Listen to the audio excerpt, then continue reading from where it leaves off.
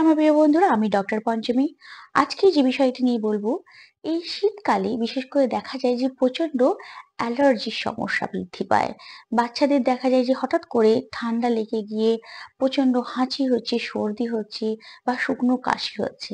তাহলে এই সমস্যার জন্য আপনি কোন মেডিসিন বাড়িতে রাখবেন সেটি বলবো। তো ভিডিওটি আপনার জন্য খুবই ইনফরমেটিভ হবে। অবশ্যই আমার সাথে থাকুন এবং যারা আমার চ্যানেল নতুন এসেছেন চ্যানেলটিকে সাবস্ক্রাইব করতে ভুলবেন না। নোটিফিকেশন বেল আইকনটিকে প্রেস করে দেবেন যাতে পরবর্তী যে কোনো ভিডিওর আপডেট সবার আগে আপনার কাছে আসে।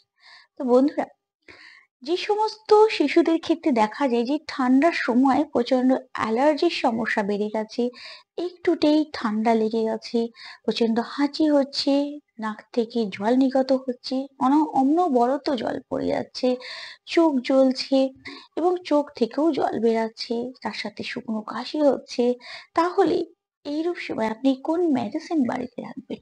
তো আজকে যে মেডিসিন গুলি বলবো, এগুলি সিমটম অনুযায়ী যদি আপনি আপনার বাচ্চাকে দেন খুব ভালো কাজ হবে। ফার্স্ট মেডিসিনটি হচ্ছে অ্যালিয়াম সিপা।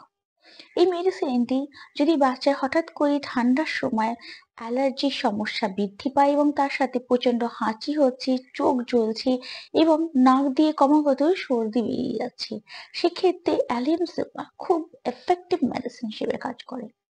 নেক্সট মেডিসিনটি হচ্ছে ন্যাট্রামিউর। ন্যাট্রামিউর মেডিসিনটি যাদের এই সমস্যা বিশেষ করে ঠান্ডার সময় প্রচন্ড পরিমাণে বেড়ে যায়, মানে অনেক দিন ধরে এই ধরনের সমস্যা হয়ে আসছে, যে ঠান্ডার টাইমেই বাচ্চার প্রচন্ড অ্যালার্জির সমস্যা বৃদ্ধি পাচ্ছে, প্রচন্ড হাঁচি হচ্ছে, সর্দি হচ্ছে, সেই ক্ষেত্রে এই মেডিসিনটি খুব এফেক্টফুল মেডিসিন হিসেবে কাজ করে। নেক্সট মেডিসিনটি হচ্ছে আর্সেনিক অ্যালবাম।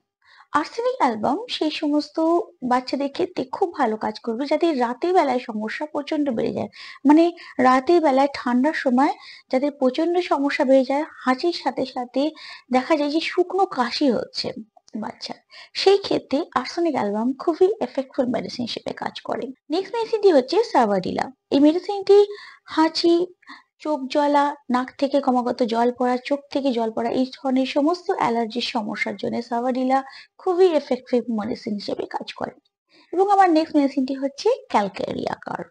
এই মেডিসিনটি যে সমস্ত পেশেন্টদের দেখা যায় যে বিশেষ করে দেখা যায় যে ঠান্ডার সময়, মানে ঠান্ডা একেবারেই যে সমস্ত বাচ্চারা সহ্যই করতে পারে না, ঠান্ডার সময় একদম অ্যালার্জির পরিমাণ প্রচন্ড পরিমাণে বেড়ে যায়, একটুতেই ঠান্ডা লেগে যায়, মানে সামান্যতম ঠান্ডা কিন্তু ঠান্ডা লেগে গেছে বাচ্চার, সেই ক্ষেত্রে ক্যালকুরিয়া কাপ খুবই এফেক্টফুল মেডিসিন হিসেবে কাজ করে।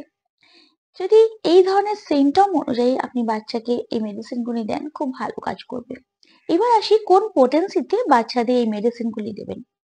১ বছর থেকে ৫ বছর বয়স অবধি বাচ্চাদের একদম নিম্ন পোটেন্সি অর্থাৎ 6 পোটেন্সিতে দেবেন। আপনি যেই সিমটম দেখছেন, যদি দেখছেন যে আপনার বাচ্চার যেমন যেমন মেডিসিনের কথা আমি বললাম, যেমন যেমন সিমটম আপনি দেখছেন, সেই হিসেবে সেটি যদি আপনি অ্যালিয়াম সিপা দেন বা ক্যালকেরিয়া কার্ভ দেন বা সাভোডিলা দেন বা ন্যাট্রামিউ বা আর্সেনিক অ্যালবাম, যে কোনো মেডিসিন যখনই আপনি সিমটম অনুযায়ী দিচ্ছেন, তখনই এই পোটেন্সি কিন্তু একদম নিম্নপাতে দেবেন, মানে 6 এর বেশি এর পোটেন্সি আপনি দেবেন না। এবং অবশ্যই গ্লোভুলস এর মাধ্যমে কিন্তু বাচ্চাকে এই মেডিসিন দেবেন, দিনে ৩ বার একটা করে। এই বিষয়টি অবশ্যই খেয়াল রাখবেন।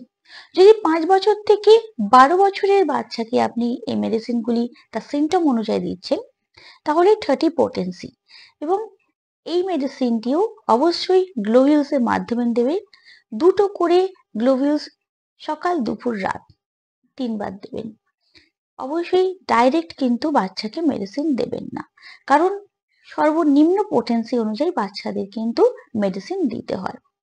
এবং যদি দেখছেন বাচ্চার সমস্যা অনেকটাই বেড়ে গেছে, তো অবশ্যই আপনার নিকটবর্তী যে কোনো হোমিওপ্যাথি ডক্টরের কাছে কনসাল্ট করুন। আর যদি দেখেন যে বাচ্চার এই জাস্ট এই সমস্যা স্টার্ট হয়েছে, তাহলে আপনি এই মেডিসিন ব্যবহার করতে পারেন, কিন্তু একদম সর্বনিম্ন পোটেন্সি অনুযায়ী আপনি বাচ্চাদেরকে দেবেন, আর গ্লোভিউলস এর মাধ্যমেই দেবেন, ডাইরেক্ট এই মেডিসিন দেবেন না। আর মেডিসিন দেওয়ার আগে অন্তত খালি পেটে অন্তত ১৫ মিনিট আগে, খাবার ১৫ মিনিট আগে এই মেডিসিন দেবেন, দেখবেন এই মেডিসিনের খুব ভালো কাজ হচ্ছে। তো এগুলো অবশ্যই লক্ষ্য রাখুন এবং আমার বলা মেডিসিন গুলি দিন, খুব ভালো কাজ হবে। তো আজকের মতন এইটুকুই বন্ধুরা, কাল আবার একটি নতুন ভিডিও নিয়ে আসবো। ততক্ষণ ভালো থাকবেন, সুস্থ থাকবেন। ভিডিওটি ভালো লাগলে অবশ্যই একটা লাইক দিতে ভুলবেন না এবং ফ্রেন্ডস আর ফ্যামিলির সাথে শেয়ার করতেও ভুলবেন না। নমস্কার।